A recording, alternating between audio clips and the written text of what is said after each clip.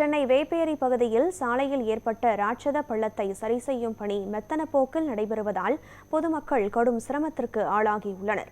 இதுகுறித்து நமது செய்தியாளர் ரஃபீக் வழங்கிய கூடுதல் தகவல்களை தற்போது பார்க்கலாம்.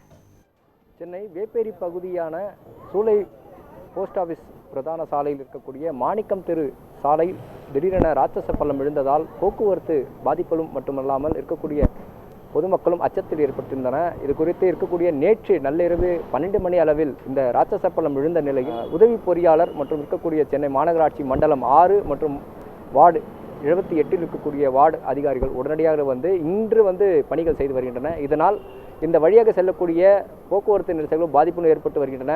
அது மட்டுமின்றி நீண்ட நேரமாக இந்த பணிகள் நடைபெற்று வருவதால் இந்த சாலையில் எந்த அளவிற்கு போதுமான சாலையில் போடப்பட்டுள்ளது மற்றும் அது மட்டும் இல்லாமல் இந்த தார் சாலை சுமார் 4 சென்டிமீட்டர் அளவிற்கு போடப்பட வேண்டும். ஆனால் இருக்கக்கூடிய 1 சென்டிமீட்டர் அளவிற்கு தான் இந்த தார் சாலை போடப்பட்டுள்ளது.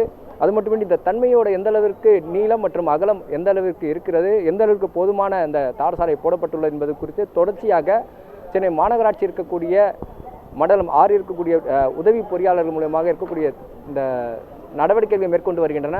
அது மட்டுமின்றி இந்த பணிகள் நடைபெற்று வரக்கூடிய நிலையிலே முக்கியமான பிரதான சாலையான இந்த சூளை போஸ்ட் ஆஃபீஸ் இருக்கக்கூடிய அந்த மாணிக்கம் தெரு இருக்கிற பிரதான சாலை முக்கியமான பிரதான சாலையாகும். இங்கே இந்த பணிகள் நடைபெற்று வருவதால் இருக்கக்கூடிய போக்குவரத்து நெரிசல்களும் மற்றும் இருக்கக்கூடிய வாகன ஓட்டிகளும் மிகவும் குழப்பத்தில் ஈடுபட்டு வருகின்றன.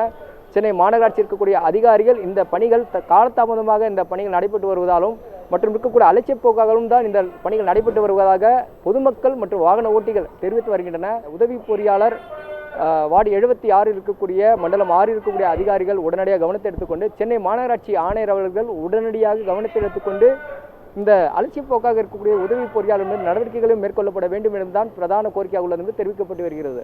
நியூஸ் 7 தமிழ் செய்திகளுக்காக ஒளிப்பதிவாளர் சந்திரனுடன் செய்தியாளர் ரஃபீக்.